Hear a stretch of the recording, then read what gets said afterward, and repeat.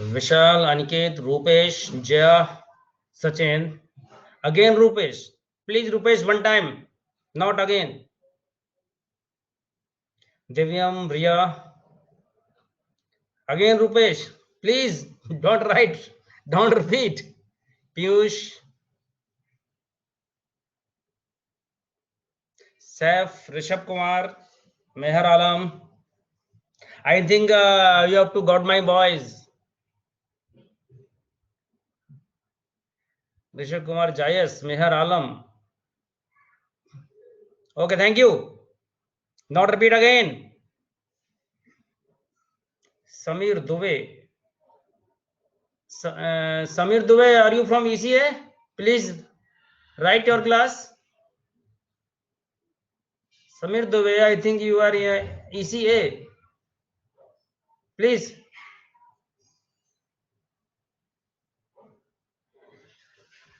ECME. Okay. Okay. Shrey, Vishwas, Ramanand, Jayesh, please. मैं आपको अच्छे से जानता हूं, नाम से जानता हूं, तो प्लीज ये आईटीबी ना लिखें. वही बच्चा लिखे जो कि आईटीबी एबीबी का नहीं है, प्लीज. और I think Sameer Dubey ECME से है. Aditya Narayan Mishra, Divyam Tyagi, Zaid Juneb, I think ECA. Okay. Deepak Mishra, Umang Gupta, Akashdeep, Ashish Singh, Harshit Kumar, Aditya Narayan Mishra again, Riya Srivastava, Satvik Sharma, Mehar Alam. सुन लिया बेटा Mehar Alam ji. Himanshu, Harshit Kumar, where is Harshit Singhal. Harshit Kumar, where is Harshit Singhal.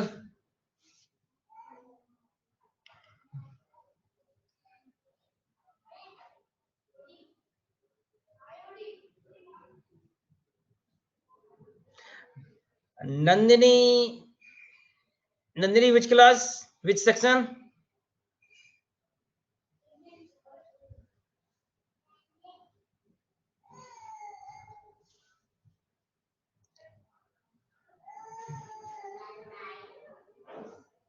Nandini, please tell me which section.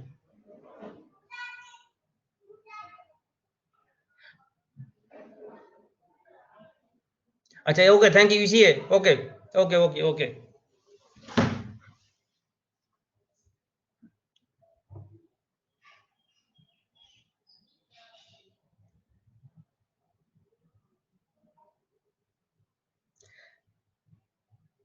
Nandini, ये बताइए, आप जानती हैं कि कितने बच्चों के पास इम्पार्टेंस आईडी पासवर्ड है? If you know, please write the number. How many student got the Impartus ID and password? Nandini. अच्छा, नो सर. ठीक. Okay. Anybody tell me the how many student getting the ID and password from ECA?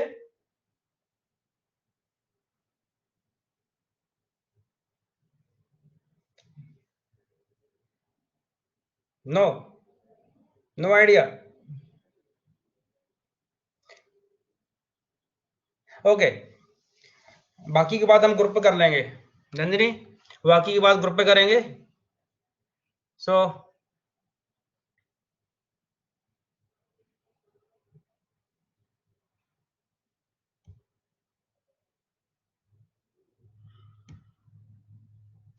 Can you able to listen? Tell me. मैंने आपको unmute कर दिया है. Okay sir. Okay, thank you. Sir screen नहीं आ रही है. स्क्रीन बेटा मैंने लगाई नहीं है बच्चे, अभी आ जाएगी.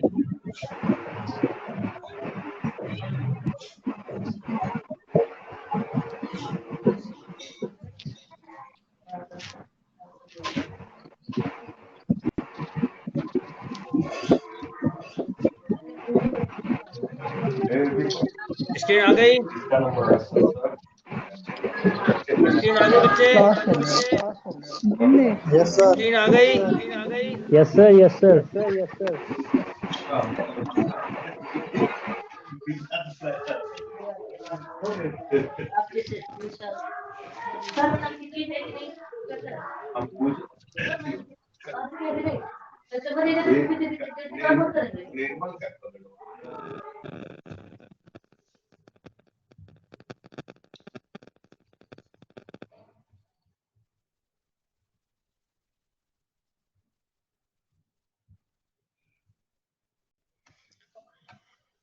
Okay.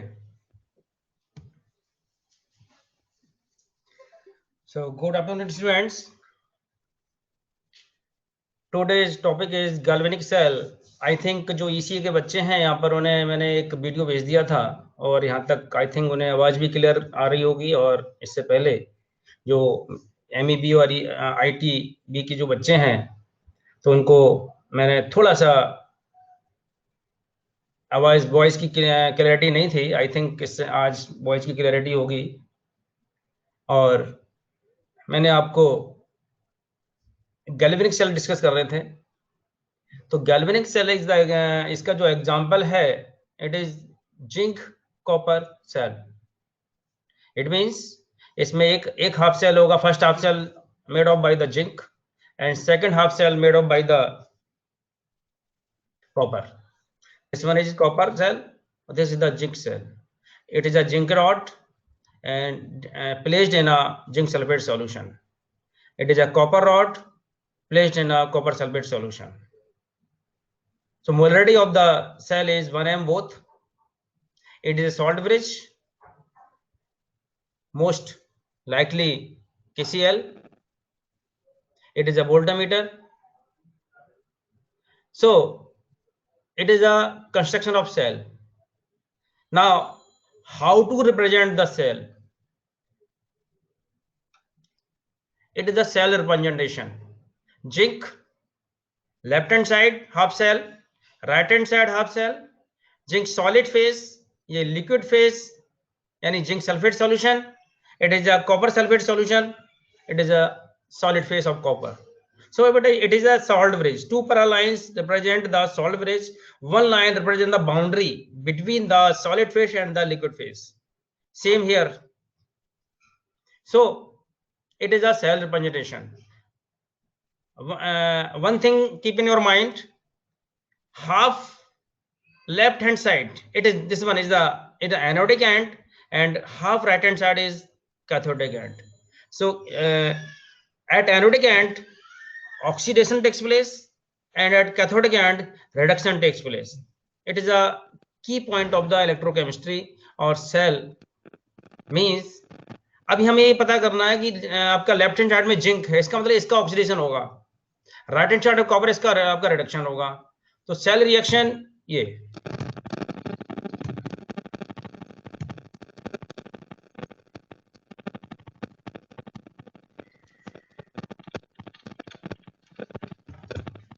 So at cathode reduction takes place and at anode oxidation takes place. It is the overall reactions. दोनों को ऐड कर दीजिए, इलेक्ट्रॉन टू इलेक्ट्रॉन आपके कैंसिल आउट हो जाएंगे। आपका जो लेफ्ट हैंड साइड है जिंक प्लस कॉपर आयन ये आ गया, राइट हैंड साइड में कॉपर प्लस जिंक आयन ये आ गया। It mean it is the overall reaction. और अब इनको देखा जाए EMF of the fourth EMF of the cell निकाला जाए तो जो ई कैथोड है स्टैंडर्ड और ई एनोड है स्टैंडर्ड। तो जो ई कैथोड का मतलब कैथोड कौन है? कॉपर है। कॉपर का जो स्टैंडर्ड रिडक्शन पोटेंशियल है दैट इज पॉजिटिव 0.34 और जो ई एनोड है इट मींस जिंक का जो आपका रिडक्शन पोटेंशियल है दैट इज नेगेटिव 0.76 और ये माइनस ये है। अगर ये आप इसके ऐड करेंगे दैट इज 1.10 वोल्ट। अब यहां पर हमने नस्ट इक्वेशन लगा दिया है, नस्ट इक्वेशन। आगे मैं आगे आएगा नस्ट को वहां भी आपको एक्सप्लेन कर दूंगा। तो ये Nernst equation E cell complete cell का जो ई सेल आएगा E naught cell, it is cell का जो रिडक्शन पोटेंशियल है स्टैंडर्ड, यानी कि दोनों ही इलेक्ट्रोड्स का स्टैंडर्ड रिडक्शन पोटेंशियल ऐड कर लीजिए, आपका सेल का स्टैंडर्ड रिडक्शन पोटेंशियल आ जाएगा। It means E standard cathode minus E standard anode. That is known as E naught cell. और ये 0.0591 अपॉन एन, एन है यहाँ पर number of electrons involve in the reactions.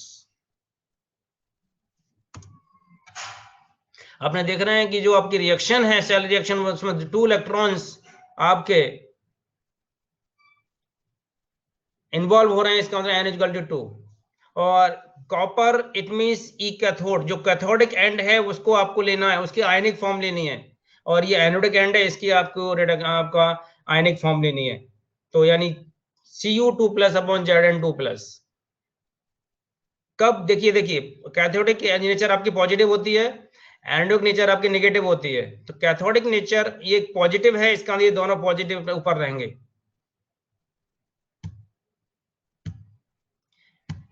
Now EMF of the cell, ये already हम आपको बता चुके थे।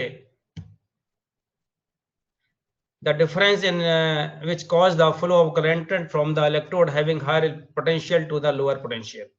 अब higher potential to the lower potential. Higher potential means आपने इलेक्ट्रोकेमिकल सीरीज पढ़ी होगी, उसमें जो below the hydrogen और top to bottom lithium through gold, lithium to gold, जो अगर उसकी सीरीज को देखें तो हमारा जो रिडक्शन पोटेंशियल होता है वो नेगेटिव टू पॉजिटिव में इंक्रीज करता है।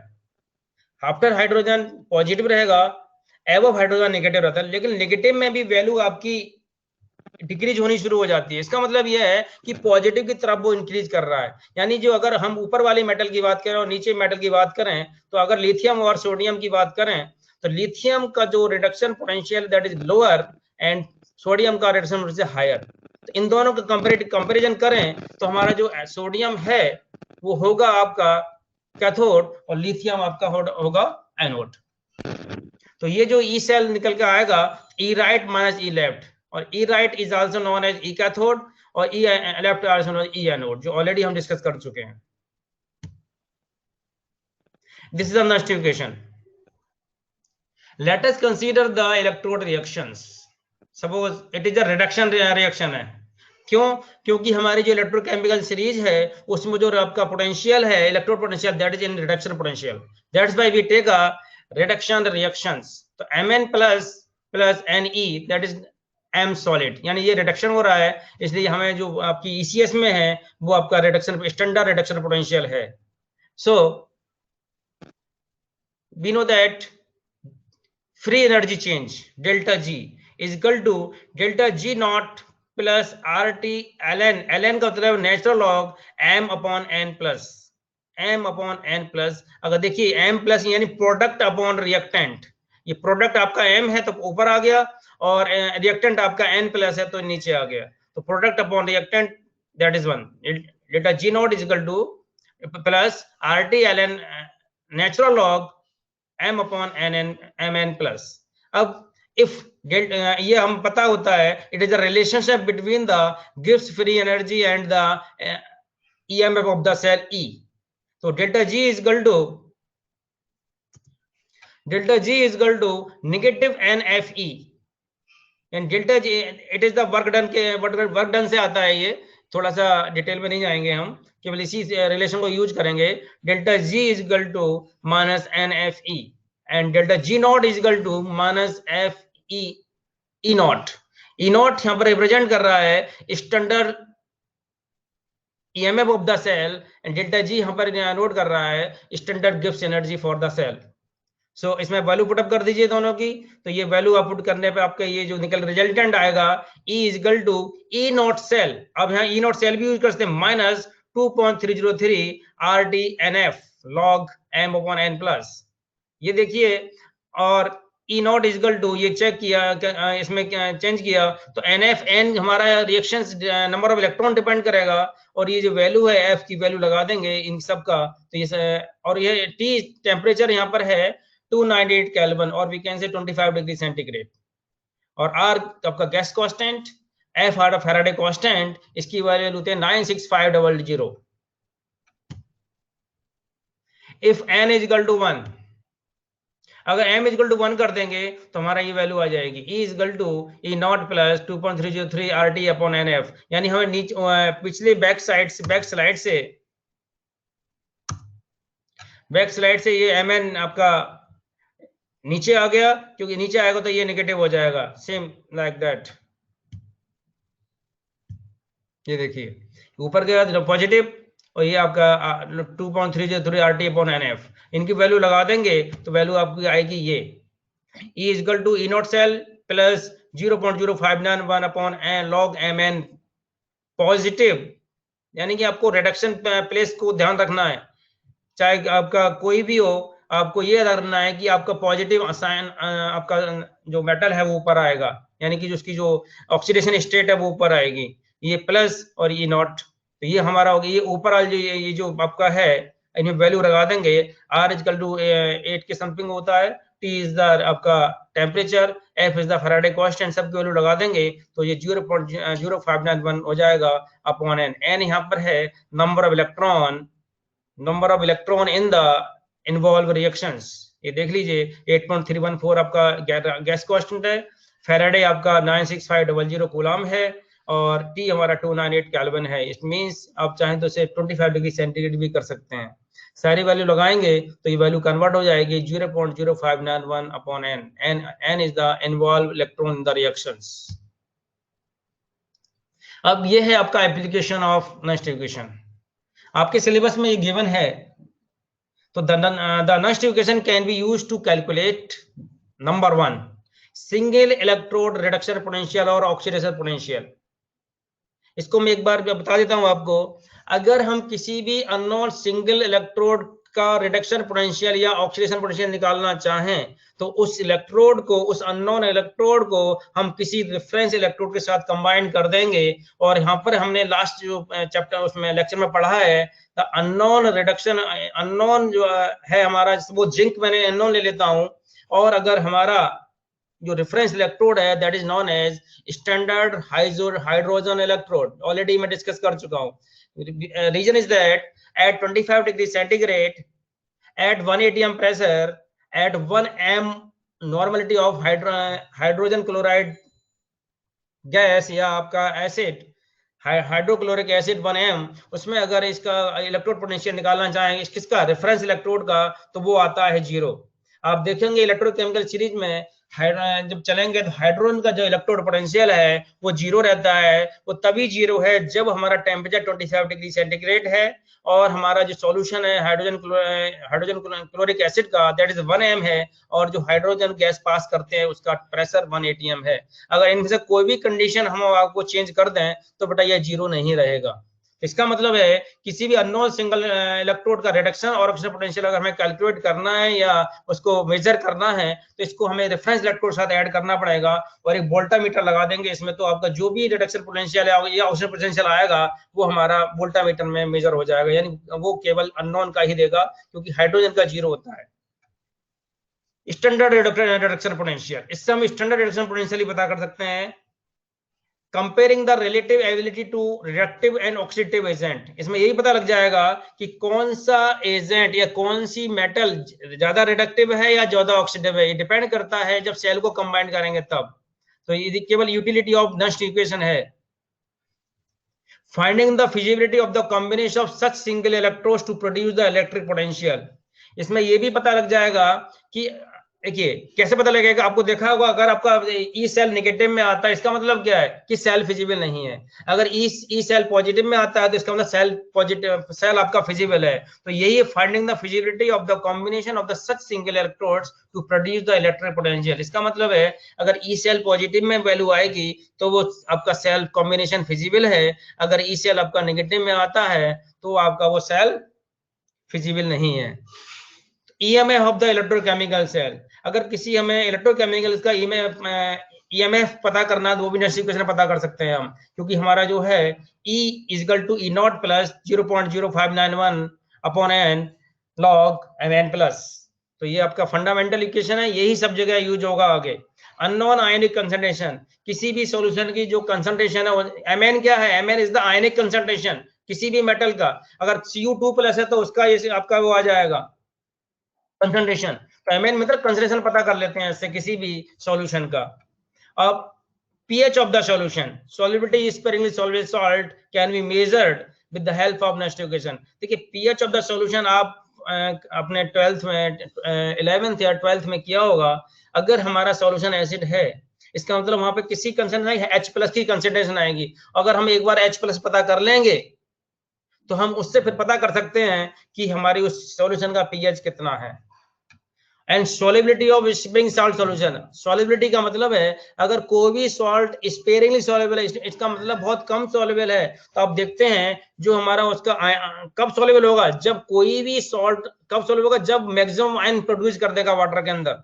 यानी कि अगर कॉपर सल्फेट सॉल्यूशन है तो उसका मतलब ये है कॉपर सल्फेट को वाटर में डिसॉल्व कर दें तो नंबर ऑफ कॉपर आयंस कितने वाटर के अंदर आ गए, तो ये भी इससे पता लग जाता है। यह limitations of the next equation। सबसे पहली चीज, activity of ion in a very dilute solution is close to infinity. तो समझ लीजिए एक्टिविटी ऑफ आयंस, अगर मान लीजिए जैसे कॉपर सल्फेट है, इसको अगर वाटर में डिसॉल्व कर देता हूं तो इसका मतलब यह है फॉर वेरी डाइल्यूट सॉल्यूशन, ऐसा बहुत डाइल्यूट सॉल्यूशन बनाए तो उसकी जो आपकी एक्टिविटी है वो इन्फिनिटी के बराबर हो जाएगी फॉर वेरी डाइल्यूट सॉल्यूशन के लिए, यानी बहुत ज्यादा एक्टिविटी हो जाएगी। अगर मान लीजिए कोई सॉल्यूशन आपका सॉल्युबल नहीं है तो उसकी आपकी जो एक्टिविटी बहुत कम हो जाएगी। तो ये इसका मतलब हम क्या मानते हैं, वहां पे 100% सॉल्युबल मान लेते हैं। इसका मतलब अगर कोई सॉल्ट हमारा स्पेलिंग सॉल्युबल है तो उस केस में ये वर्क नहीं करेगा, क्योंकि हम जो एक्टिविटी मानते हैं 100% एक्टिव मानते हैं। इसी तरीके से it can not be used to measure the cell potential when there is a current flowing through the electrode. अगर इलेक्ट्रोड से करंट फ्लो हो रही है तो क्यों नहीं कर सकते, समझ लीजिए this is because the flow of current affects the activity of the ions on the surface of the electrodes. इसका मतलब यह है आपके नंबर ऑफ आयंस एक्टिविटी जो नंबर ऑफ आयंस कहां जाएंगे, इलेक्ट्रोड के पास आ जाएंगे, तो इसे बोलते हैं सैचुरेशन ऑफ इलेक्ट्रॉन्स, वो saturation of ions at electrode. अगर देखिए सैचुरेशन आयन हो जाएगा तो कोलिजन्स ऑफ आयंस आपकी बढ़ जाएगी, जो बढ़ जाएगी तो उससे आपकी पर्टिकुलर आयन है, कॉपर आयन है या कोई जिंक आयन है, तो उस पर जब कोलिजन बढ़ जाएगा आपस में तो उनकी एक्टिविटी भी बढ़ जाती है। तो उस एक्टिविटी को हम यहाँ पे नेग्लिजिबल मान लेते हैं, लेकिन ये कंसीडर होना चाहिए, इस केस में नेक्स्ट इक्वेशन यूज नहीं हो सकता। ये है आपकी इलेक्ट्रोकेमिकल सीरीज, ये एक मैंने हाथ से बना के कर रखा है, एक आपका ये प्रिंटिंग उसमें लिया है, नेट से मैंने उठाया है, ये है बाई हैंड है, ये प्रिंटिंग है। देखिए लिथियम मैंने बताया, लिथियम से शुरू करेंगे और आयरन की तरफ जाएंगे। मैं गोल्ड की बात करता हूँ, सिंपल गोल्ड की बात। तो इसका मतलब ये है, ये हमारा हाइड्रोजन है, इसका मतलब इसका 0 है। कब, जब हमारा जो टेम्परेचर वो 25 डिग्री सेंटीग्रेड है और सॉल्यूशन की जो मोलरिटी है वो 1 m है। तो इसका मतलब देखिए लिथियम का जो आपका रिडक्शन नेगेटिव 3.05, इसका मतलब अब ये वैल्यू आपकी डिक्रीज नहीं इंक्रीज हो रही है, यानी अगर नेगेटिव में वैल्यू डिक्रीज होती है तो इसका मतलब इंक्रीज होता है। इसका मतलब है टॉप टू बॉटम आपकी जो वैल्यू है वो इंक्रीज करती है। अब यही समझ लीजिए जैसे आपका लिथियम है और स्ट्रोंशियम है, लिथियम का हमें सेल बनाना है या स्ट्रोंशियम का सेल बनाना है, दोनों को कंबाइन कर दीजिए तो आप देख लीजिए लिथियम का जो रिडक्शन पोटेंशियल वो नेगेटिव में है, स्ट्रोंशियम का जो नेगेटिव पोटेंशियल है वो आपका नेगेटिव में है लेकिन उससे कम है। इसका मतलब क्या, इसका मतलब ये है कि अगर हम ई राइट माइनस ई लेफ्ट करेंगे, यहाँ पे ई राइट होगा स्ट्रोंशियम और लिथियम होगा ई लेफ्ट। इसका मतलब लिथियम हमारा होगा एनोड और स्ट्रोंशियम होगा कैथोड। तो अगर मान लीजिए मैं पॉइंट नेगेटिव 2.89 से अगर मैं इसको माइनस करता हूं तो ये पॉजिटिव हो जाएगा 3.05, तो वैल्यू किस में आएगी, पॉजिटिव में। इसका मतलब है सेल्फ फिजिबल है। इसी तरीके से अगर मैं बेरियम और जिंक को लेता हूं तो बेरियम और जिंक में बेरियम हमारा वर्क करेगा एनोड का और जो जिंक वर्क करेगा कैथोड का। इसी तरीके से अगर जिंक और मैं कॉपर को लूं, जिंक यहाँ पर है, इसका वैल्यू है नेगेटिव 0.7628 और यहाँ पर कॉपर की जो वैल्यू है पॉजिटिव है। इसका मतलब है कॉपर हमारा नीचे वाली मेटल यानी ऊपर वाली मेटल हमेशा जो यानी कंपैरेटिव करें जिंक और कॉपर का, तो जिंक हमारा एनोड की तरह बिहेव करता है, कॉपर हमारा कैथोड की तरह बिहेव कर देगा। इसका मतलब है जिंक का ऑक्सीडेशन होगा और कैथोड का रिडक्शन होगा, यानी कॉपर का रिडक्शन होगा, क्योंकि कॉपर यहाँ पर बिहेव एज अ कैथोड और जिंक यहाँ पर बिहेव एज अ एनोड। ये ऑलरेडी हम गैल्वेनिक सेल में डिस्कस कर चुके हैं। और वैल्यू जो आएगी वो आपकी आएगी पॉजिटिव, आपने पहले भी जोड़ चुके हैं 1.10 समथिंग आता है, इसका वैल्यू पॉजिटिव है, इसका मतलब ये सेल फिजिबल है। इसी तरीके से बेटा आप अगर ये ECS आपको याद रहेगी तो कम से कम 80% आप प्रॉब्लम सॉर्ट आउट कर जाएंगे इलेक्ट्रोकेमिस्ट्री का। सबसे पहले अगर आपको, जैसे आपने किसी बच्चे ने IIT या किसी और की तैयारी की होगी तो उन्हें बताया होगा, और क्लास में भी इनके सिंबल्स बता देते हैं कि, अब मैं बोल रहा हूँ ध्यान से समझना, लिथियम लिकबा LIKBA लिकबा, SR सरकाना सरकाना, मग अल मंजन, क्रोफेकड, कोनीसनपब और हाइड्रोजन। इसके बाद में सीधा कॉपर है, और कॉपर को आयोडीन वगैरह छोड़ दीजिए, कॉपर है कुहग PT और ये प्लेटिनम पटाओ। तो इस तरह से अगर याद कर लेंगे, अगर आप चाहोगे तो मैं लिख के व्हाट्सएप कर दूंगा इसको आपको याद रखने के लिए। हाँ, ये वैल्यू याद करने की जरूरत नहीं है, ये ऑलरेडी आपके क्वेश्चन न्यूमेरिकल में गिवन रहती है। केवल आपको ये याद रखना है कि सिर में कौन सा मेटल किसके बाद आता है या किससे पहले आता है। तो उसके लिए आपके पास अगर याद हो तो प्लीज उसको याद कर लीजिए, क्योंकि एक बार फिर ये आपको काम आएगा। और ये हाथ से में लिख के करा पिक्चर एग्जैक्टली इतनी ज्यादा क्लियर नहीं है, लेकिन फिर भी वही है जो मैंने ऑलरेडी बता चुका हूँ। यहाँ पर थोड़ा कम है, यहाँ पर एकदम एग्जैक्टली मैंने दे रखा है, तो बेटर है आप इसी से देख लीजिए। हो सकता है पिक्चर अगर आप मोबाइल से हैं तो उसका एक स्नैप भी ले सकते हैं, स्क्रीन पे आपका आ रहा होगा आगे। बेटा it is most important topic, definition of thermodynamic functions. It is most important. ये सेकेंड मतलब लास्ट 1 ईयर में इंट्रोड्यूस हुआ है, तो हर बार इसमें से क्वेश्चन आता है, क्वेश्चन आते हैं, न्यूमेरिकल्स आते हैं, गारंटी के साथ न्यूमेरिकल आएगा। और न्यूमेरिकल की वैल्यू होती है that is of 4 marks only numerical. तो बेटा इसमें जो इंपॉर्टेंट आपके जो थर्मोडायनेमिक इक्वेशंस हैं, इनको मैं आपको बता दे रहा हूं, अब आराम से उनको समझ लेना, और एक एक करके आप इनको डेफिनेशन तो याद नहीं करनी है, लेकिन इनकी जो फार्मूले हैं मैं बाद में यही बता दूंगा कौन से फार्मूला आपको याद रखने हैं और किससे आपको इसको सॉल्व करना है। तो सबसे पहली चीज बात करते हैं, गिव्स free energy. It is the energy, it is thermal potential. It is the energy, क्या है ये? थर्मल पोटेंशियल है in the system which can be use to perform the work at constant temperature and pressure. यानी ये वो energy है which can be use to perform the work system in the system. यानी देखिए, आप system पर work करें या सिस्टम आप पर वर्क करे, यानी work on the system is a negative and work by the system is a positive. ये थर्मोडायनेमिक केमिस्ट्री का सबसे इंपॉर्टेंट वो है। इसका मतलब work on the system is negative, work by the system is positive. अगर हम सिस्टम को एनर्जी दे रहे हैं, इसका मतलब आपकी वैल्यू नेगेटिव होगी। अगर सिस्टम हमें एनर्जी दे रहा है, इसका मतलब वैल्यू पॉजिटिव होगी। तो सीधी सी बात यहां पर है, it is the energy in the system which can be use to perform work at constant temperature and pressure. यानी कौन का वर्क कर रहा है? आप वर्क कर रहे हैं सिस्टम के ऊपर। एनर्जी किसके लिए यूज हो रही है? सिस्टम पर वर्क करने के लिए यूज हो रही है। कब? जब टेम्परेचर प्रेशर कांस्टेंट है तब। इसका ध्यान रखना, at temperature pressure, at constant temperature and pressure. तो बेटा ये एक फार्मूला है, ये आया G equal to H minus TS। G हमारा गिब्स एनर्जी है, H एंथैल्पी है, T आपका टेम्परेचर है, और it is also known as absolute temperature, यानी कि अब केल्विन में आपको इसको लगाना है, और S एंट्रोपी है, S एंट्रोपी। तो अगर हमें ये पता है, ऑलरेडी पता है, H equal to U plus W होता है, तो H की आप यहां लगा दीजिए, तो G equal to U plus W minus TS आ गया। और अब H U प्लस PV भी होता है, यानी W equal to PV। W equal to PV आगे बताऊंगा कैसे आया है, ये आगे है, मैंने लगा रखा है इसमें, एक स्लाइड्स में है। W equal to PV, P is the pressure, V is the volume. तो इसमें वैल्यू लगा देंगे, तो G equal to U plus PV minus TS। ये आपका पर्टिकुलर फार्मूला आ गया। ये तो कुछ नहीं है, केवल आपको अगर ये याद रहेगा तो ये भी एक फार्मूला ही है जो जनरली आप यूज करेंगे। इसको मैंने इसको करना है, लेकिन ये मैंने इसकी अदर फॉर्म भी बता दी आपको, जिससे आपको अगर एग्जाम में आ जाए तो कंफ्यूज ना हो। ये देख रही ये जो वैल्यू है G इजिकल टू U, ये देखिए यहाँ P भी ले लिया है प्लस माइनस TS। मैंने क्या किया है, केवल TS को अपनी जगह से फिक्स रखा है, इसमें कोई इफेक्ट बट नहीं। आप मैथमेटिशियन है तो आप इसमें इधर उधर करते हैं तो साइन चेंज नहीं होते। हाँ, इक्वलिटी इधर उधर करेंगे तो साइन चेंज होगा, आगे आएगा।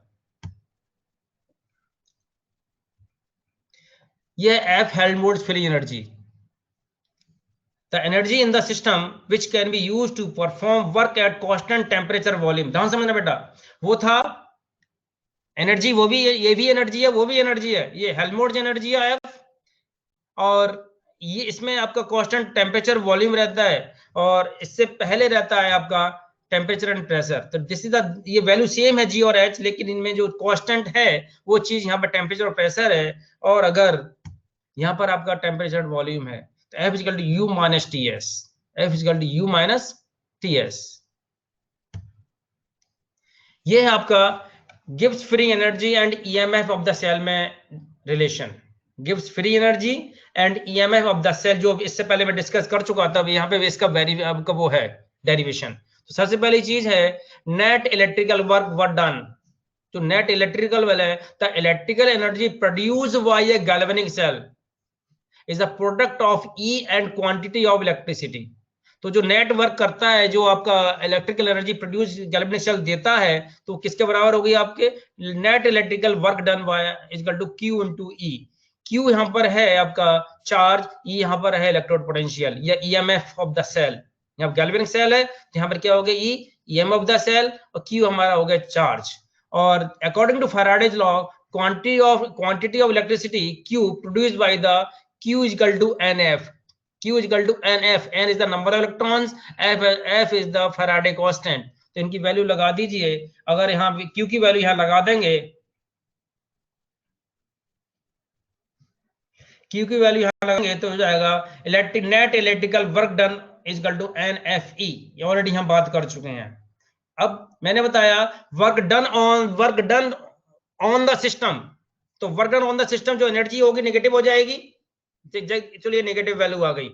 अगर work done by the system होगा तो ये वैल्यू आपकी पॉजिटिव रहती, नेगेटिव नहीं होती। इसका मतलब है कि work done on the system है, आप सिस्टम के ऊपर वर्क कर रहे हैं या गैल्वेनिक सेल के ऊपर वर्क कर रहे हैं, तो हमारा जो इलेक्ट्रिकल एनर्जी होगी वो नेगेटिव में होगी। तो minus delta G is equal to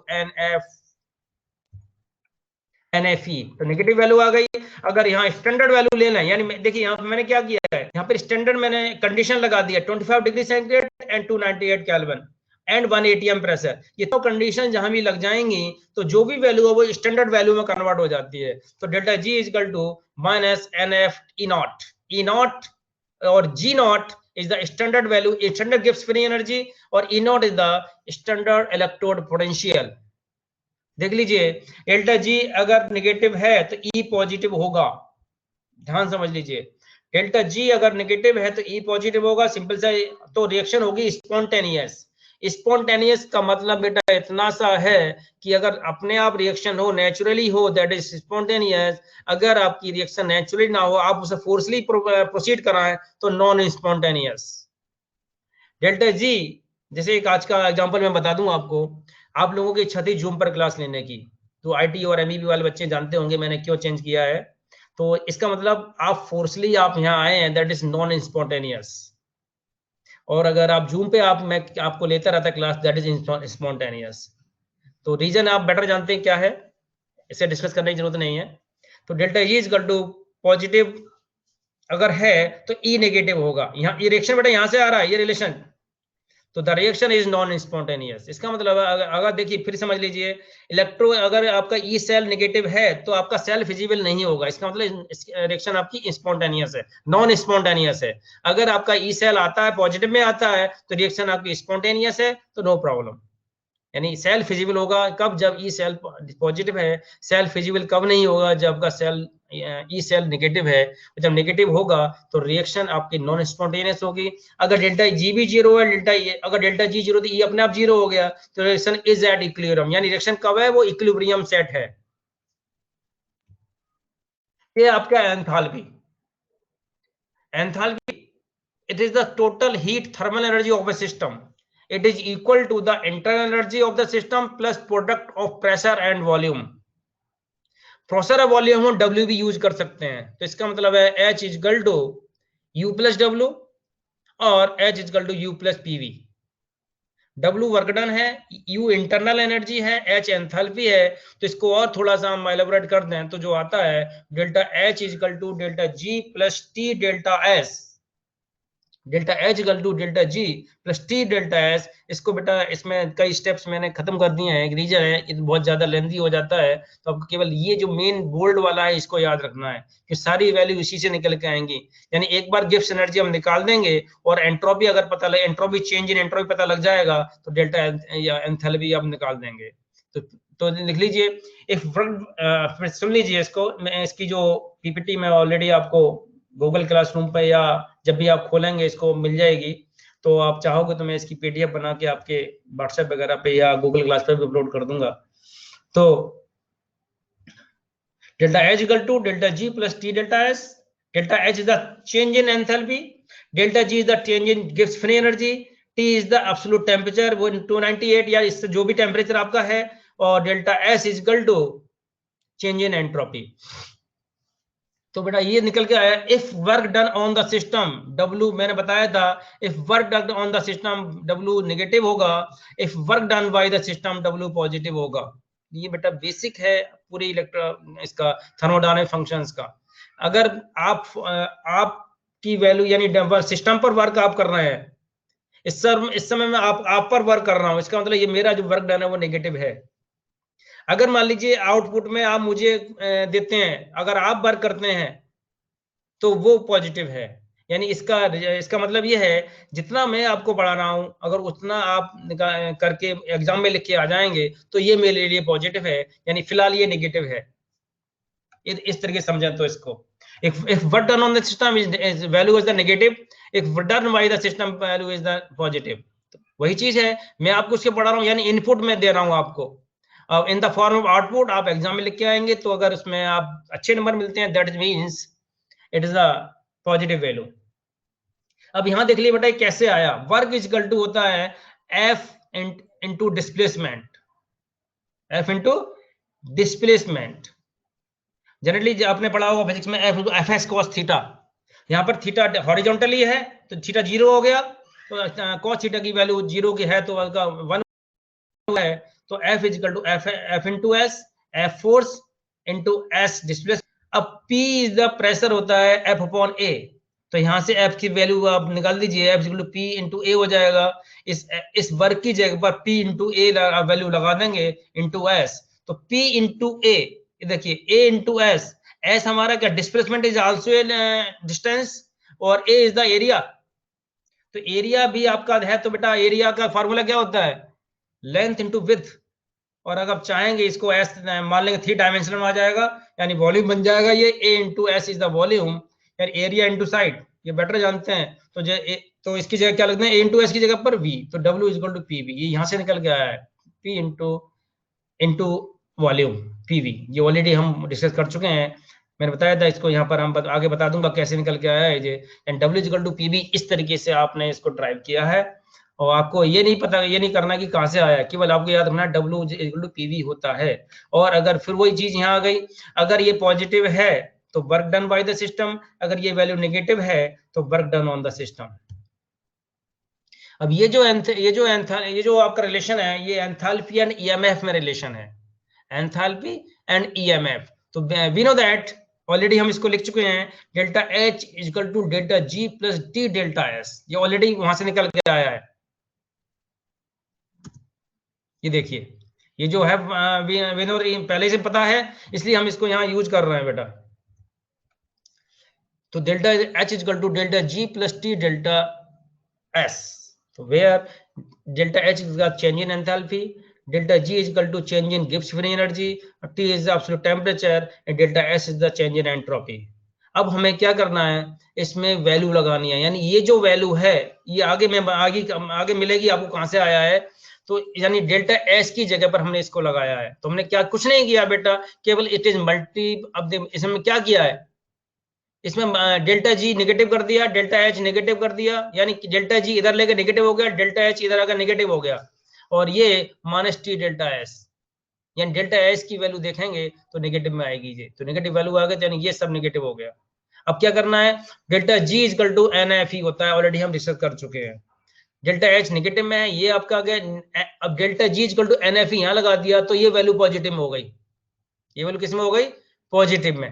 तो ये जो आप देख रहे हैं मैथमेटिशियन है, पार्शियल इंटीग्रेशन है ये आपका टेम्परेचर कांस्टेंट के आगे आता है, मिलेगा आपको आगे, टेम्परेचर कांस्टेंट बोलते हैं इसको, नीचे लिखा हुआ है it is the delta E, del E upon del T, इसे डेल बोलते हैं पार्शियल इंटीग्रल को, केमिस्ट्री की लैंग्वेज में, मैथमेटिक्स पता नहीं क्या बोलते हैं। Del E is equal to del T, P नीचे लिखा हुआ, इसका मतलब है ये जो टेम्परेचर कोएफिशिएंट है at constant pressure. Thermodynamic functions में ब्रैकेट के नीचे जो भी सब स्क्रिप्ट में आता है उसे बोलते हैं कांस्टेंट, वो कांस्टेंट है, ये टेम्परेचर आपका कोएफिशिएंट है del E upon del T.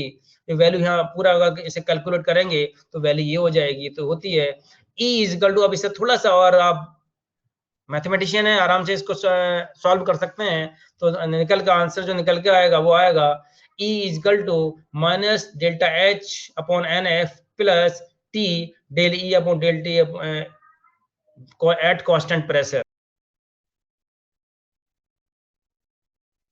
तो ये आया वैल्यू, एन एफ से डिवाइड कर देंगे तो एन एफ से डिवाइड तो डेल्टा आ गया, प्लस ये एन एफ कैंसिल आउट हो जाएगा, टी बचता है टेम्परेचर, तो del E upon del T at constant pressure.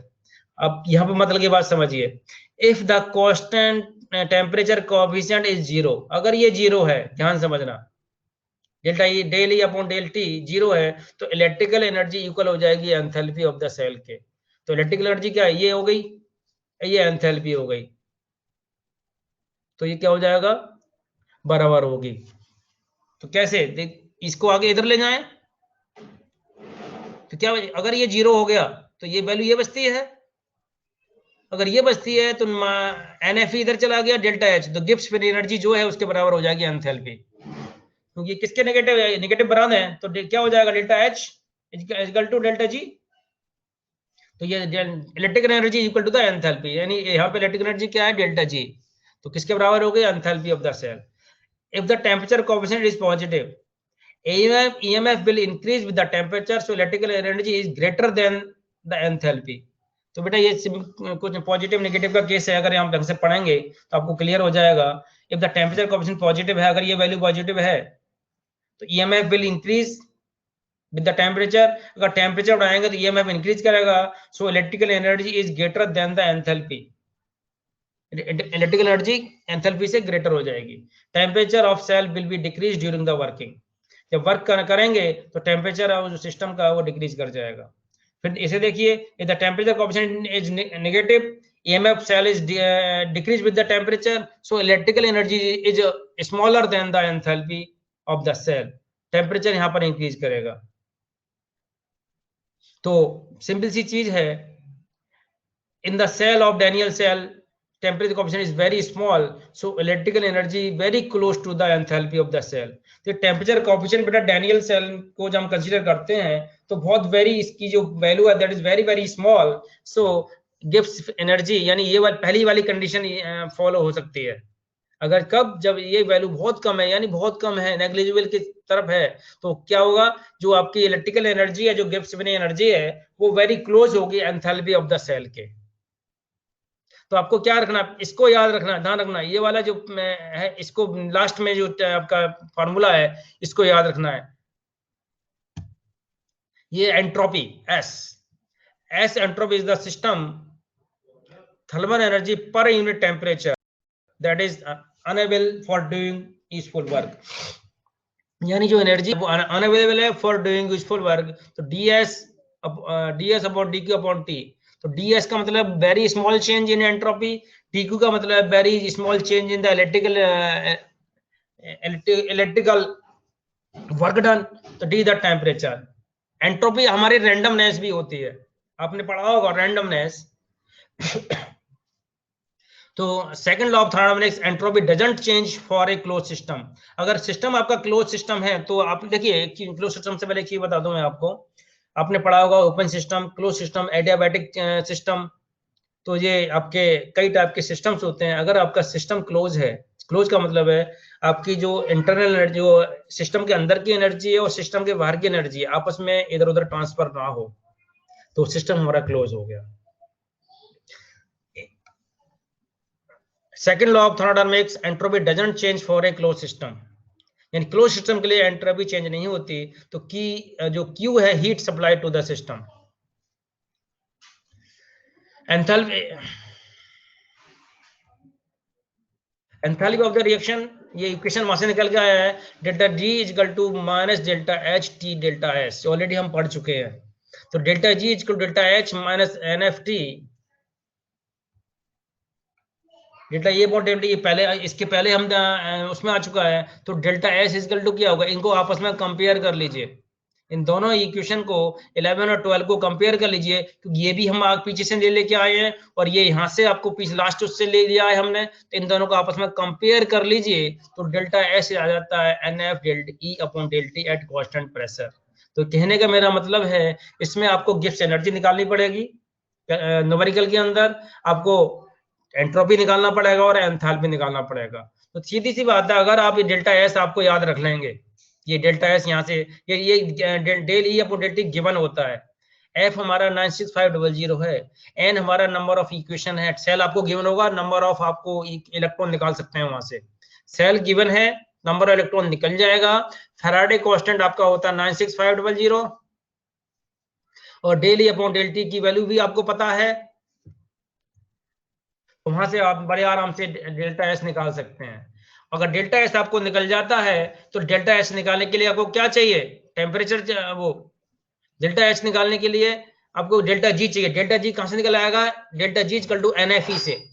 अगर ई आपको पता है, एन एफ ऑलरेडी वही चीज है, तो डेल्टा जी निकल जाएगा, तो डेल्टा एच निकाल आप यहाँ निकाल सकते हैं। तो ये कहने का मतलब आपको एक नंबर एक फार्मूला याद रखना है, नंबर 2 ये वाला फार्मूला याद रखना है, और नंबर 3 जो याद रखना है वो आपको गिब्स फिने एनर्जी और ईएमएफ वाला फार्मूला करना है, delta G equal to negative N F ई।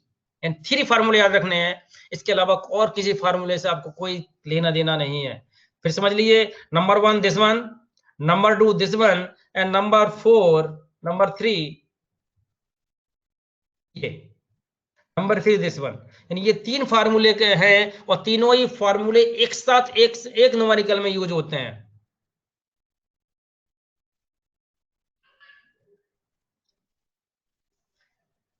देखो, एक तो मैंने यहां लिख रखा है ये डेल्टा जी को माना जाना, फिर तीसरा ये आपने ऑलरेडी है, और तीसरा आपका एस वाला, और हेल्महोल्ट्ज एनर्जी से आपको कोई लेना देना नहीं है। मैंने आपको अभी एंट्रोपी बताई थी, एंथैल्पी बताई थी, और ये आपका इंटरनल एनर्जी समझ लीजिए।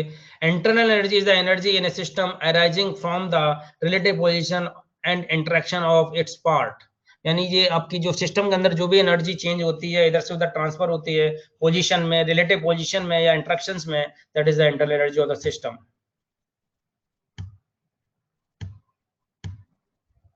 ये बेटा न्यूमेरिकल है। What is the EMF of the falling cell at 25 degree centigrade? The standard EMF of the cell is 1.54 volt. मैंने बताया था स्टैंडर्ड गिवन होता है। तो ये सेल आपका है, सेल आपका जिंक और सिल्वर का है। तो इसमें क्या होगा, अगर ईसीएस को देखें, तो ईसीएस में देखें तो आपका जो सिल्वर हाइड्रोजन से नीचे है और ये हाइड्रोजन के ऊपर है। तो सिंपली है कि जिंक आपका वर्क करेगा एनोड का और सिल्वर आपका वर्क करेगा कैथोड का। तो सिंपल सी बात यहाँ पर यह है, इसका मतलब है जिंक में ऑक्सीडेशन रिएक्शन दिखाएंगे और सिल्वर में आप रिडक्शन रिएक्शन दिखाएंगे। इसकी तरह अगर आगे देखना चाहें तो शायद इसमें एक उसमें दे रखा होगा, ये देखिए इसका सॉल्यूशन है। देखिए सेल रिप्रेजेंटेशन कर दिया मैंने, इनकी वैल्यू यहाँ लगा दी, ये दिस इज फ्रॉम न्यूमेरिकल। अब हमें क्या चाहिए, ई सेल चाहिए। ई नोट सेल 1.5 पर ऑलरेडी गिवन है, देखिए ये, तो इसको हमने सॉल्व किया तो 0.0296 आया लॉग। हाँ यहाँ पे आपको याद रखना चाहिए इसको कैसे निकाल के लाना है। तो सिंपल सी बात है, जो कैथोड है वो ऊपर आएगा, जो एनोड है वो नीचे आएगा। और बेटा ये थोड़ा सा स्पेशल कंडीशन है, अगर मान लीजिए यहाँ पे कॉपर होता तो कॉपर होता, यहाँ स्क्वायर नहीं होता। वो हमने इलेक्ट्रॉन को इसमें यूज किया है, यानी यहाँ पे zinc in case of zinc two electrons आपके यूज हो रहे हैं, in the case of silver आपको 1 इलेक्ट्रॉन। इसका मतलब अगर इक्विवेलेंट नंबर ऑफ इलेक्ट्रॉन करें तो बेटा ये एजी की जो कंसंट्रेशन है वो इसका स्क्वायर कर देते हैं। अगर मान लीजिए ध्यान समझ, अगर एल्यूमिनियम आ जाता है, अगर सपोज यहाँ पे एल्यूमिनियम, जिंक की जगह मैं एल्यूमिनियम ले लूं तो यहाँ 3 हो जाएगा, एल्यूमिनियम का चार्ज कितना होता है 3, तो यहाँ पे 3 हो जाएगा। आई थिंक आप समझ रहे होंगे। देखिए जिंक पे ऊपर चार्ज 2 है, सिल्वर पर 1 है, तो यहाँ पर 2 आ गया। अगर मैं यहाँ पे एल्यूमिनियम ले लूँ, सिल्वर और एल्यूमिनियम के केस में सिल्वर आपका कैथोड होगा और एल्यूमिनियम आपका एनोड होगा। तो आप अगर इसको देखें तो एल्यूमिनियम पे चार्ज 3 आता है, तो इसको तो आप क्यू कर देंगे। ये थोड़ा सा आप समझ लीजिए, इसको क्यू हो जाएगा। ये डिपेंड करता है आपकी जो नेक्स्ट कंबाइंड जो आपका सेल है वो क्या है, उस पे जो अब बाईवैलेंट है या ट्राईवैलेंट है, इसके अकॉर्डिंग। अब यहाँ पे कंसंट्रेशन लगा देना है 0.002। देखिए ये 0.02 इसकी कंसंट्रेशन ये गिवन है सिल्वर का, तो सिल्वर का कंसंट्रेशन ऊपर आ जाएगा और जो जिंक का जो कंसंट्रेशन है 0.2 वो नीचे आ जाएगा। ये जो फार्मूला आया है ये ई राइट माइनस ई लेफ्ट से आया है। ई राइट माइनस ई लेफ्ट, ई राइट आपका ये एजी है, ई लेफ्ट हमारा जिंक है, तो ई राइट माइनस करेंगे, अगर इसको पूरा करें तो बेटा ये सिल्वर आपका ऊपर होगा और जिंक आपका ये नीचे होगा, यानी एनोड एनोडिक एंड नीचे होगा और कैथोड एंड आपका ऊपर होगा। और we can say left hand side आपका, left hand side ionic form नीचे होगी, right hand side ionic form ऊपर होगी। तो ये आपका सॉल्व किया गया है। तो सॉल्व करने पे ये जो वैल्यू निकल के आएगी 1.401 वोल्ट। इसका मतलब क्या है, वैल्यू कैसी है, पॉजिटिव है, इसका मतलब सेल फिजिबल है। फिजिबल है इसका मतलब सीधा सा है कि सिल्वर हमारा कैथोड है और जिंक हमारा एनोड है। नेक्स्ट ये देख लीजिए, एक सेल है, it is formed by the, ये न्यूमेरिकल लिखा हुआ है, ये cell is formed by the dipping the zinc rod in a 0.01 m zinc solution and nickel rod in a 0.5 m nickel solution. The standard electrode potential of zinc and nickel, इनके देखिए अलग अलग standard potential दे रखे हैं, तो इसका मतलब आपको यहाँ स्टैंडर्ड पोटेंशियल निकालना पड़ेगा। कैसे, ई राइट माइनस ई लेफ्ट से। ई राइट हमारा देखिए निकल और जिंक में आपको ध्यान रखना चाहिए, निकल और जिंक में कौन कैथोड है कौन एनोड है, ये कौन बताएगा, ये वैल्यू भी बता सकती है। देखिए नेगेटिव में जिसकी वैल्यू ज्यादा है वो एनोडिक एनोड होगा, यानी कि ई लेफ्ट होगा, और जो जिसमें नेगेटिव वैल्यू कम है वो आपका कैथोड होगा, यानी ई राइट होगा। अगर इस वैल्यू से इस वैल्यू को माइनस करेंगे तो वैल्यू जो आएगी वो आपको यहाँ दिख जाएगी, ये देखिए। तो कैसे होगा, किसकी तरफ बदल रहा है, ई राइट माइनस ई लेफ्ट, तो यहाँ कहाँ गया, वैल्यू लगा दीजिए। तो ये इस तरीके से आप सॉल्व कर लेंगे। तो यहाँ पे नंबर ऑफ इलेक्ट्रॉन 2 है, क्योंकि निकल पे 2 चार्ज है, जिंक पे भी 2 चार्ज है, इसको आप इसको यहाँ से कर सकते हैं। Describe the construction of working of galvanic cell, calculate, बिल्कुल उसी तरीके से आप पहले कर चुके हैं, ये भी वही है जो आप इससे पहले कर चुके हैं। हाँ यहाँ पर थोड़ा सा कंसंट्रेशन चेंज है, तो इसको आराम से आप सेम है, तो ये आपका यानी कि ये दोनों न्यूमेरिकल सेम है इससे पहले। अब ये है हमारा 2 न्यूमेरिकल एग्जाम में आता है, ये 3 न्यूमेरिकल मैंने इसमें डाल रखे हैं, तीनों के सॉल्यूशन इसके अंदर हैं, तो 1 बाय 1 इसको डिस्कस कर देंगे। For a western cell EMF is इतना, ई आपको गिवन हो गया, 93 केल्विन टेम्परेचर गिवन हो गया, ये टेम्परेचर कोफिशिएंट ये गिवन है जो ऑलरेडी हमें चाहिए होता है, और ये इतना है volt per kelvin, volt per kelvin. Calculate G delta S and delta H, यानी डेल्टा जी चाहिए, डेल्टा एच चाहिए और डेल्टा एच चाहिए। तो सबसे पहले हमें क्या चाहिए, delta G. Delta G already हम बता चुके हैं, delta G equal to minus F E, तो माइनस एन एफ ई क्या होगा। अब देखिए पहले ये हमारा क्या है, बोस्टन सेल किस चीज, इसमें एन एफ ई है फॉर द सेल, ये देखिए N F E and 2 electrons, F196500 E 1.18 volt, तो उनकी वैल्यू निकाल दी, वैल्यू आ गई नेगेटिव में। गिव्स एनर्जी बेटा, work down on the system, simple thing, तो नेगेटिव वैल्यू। अब यहाँ डेल्टा एस चाहिए, delta S into N F delta E upon delta T, ये ऑलरेडी वैल्यू आपको गिवन है, यहाँ पर देखिए del E upon del T given है, वैल्यू है, आपको एन एफ की वैल्यू इसमें लगानी है, तो ए भी आपकी वैल्यू डेल्टा एस नेगेटिव में आएगा, इसके जो यूनिट होगी जूल पर केल्विन, 0.7.72 जूल पर केल्विन। और ये जो मेरा फार्मूला है, आप कुछ नहीं करना है, एनएफटी, आप देखिए हमें डेल्टा एच चाहिए, डेल्टा एच आपका आप यहां से भी निकाल सकते हैं, ये थोड़ा सा लेंदी है, आप डेल्टा एच यहां से भी निकाल सकते हैं, मैं दिखाता हूं आपको।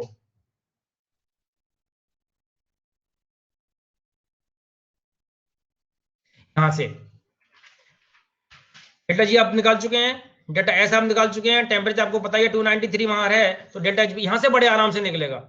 इसका मतलब ये है, ये जो मैंने फार्मूला यहाँ लिख रखा है इसको आपको यूज करने की जरूरत नहीं है। ये जो फार्मूला इसको यूज मत करिए, बहुत लेंथी फार्मूला आप भूल सकते हैं। तो केवल आप बेसिक 3 फार्मूले याद करिए।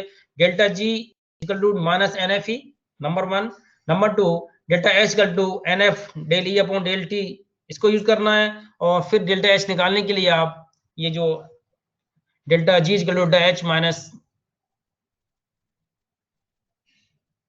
टी डेल्टा एस भी यूज कर सकते हैं, जो ऑलरेडी हम आगे डिस्कस कर चुके हैं।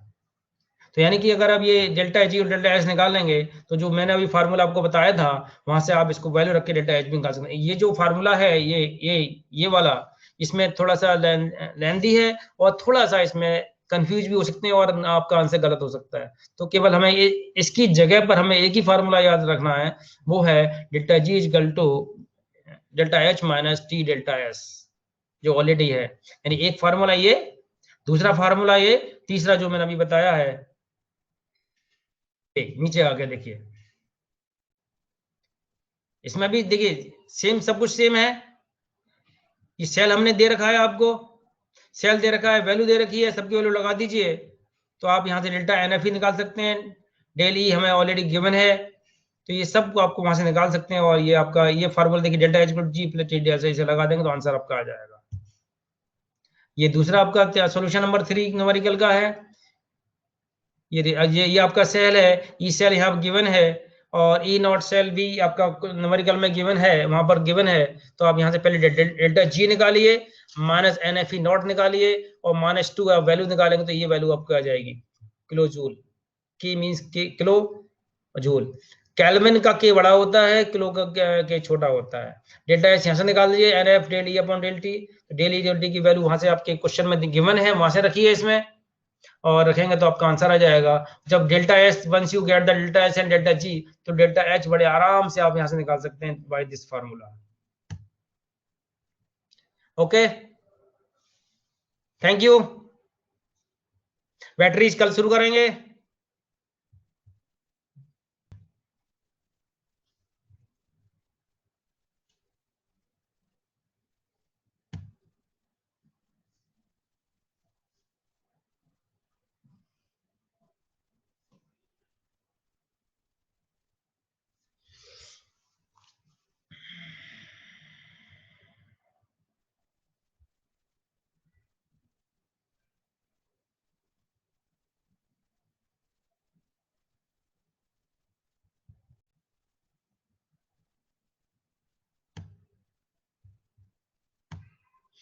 Yes students,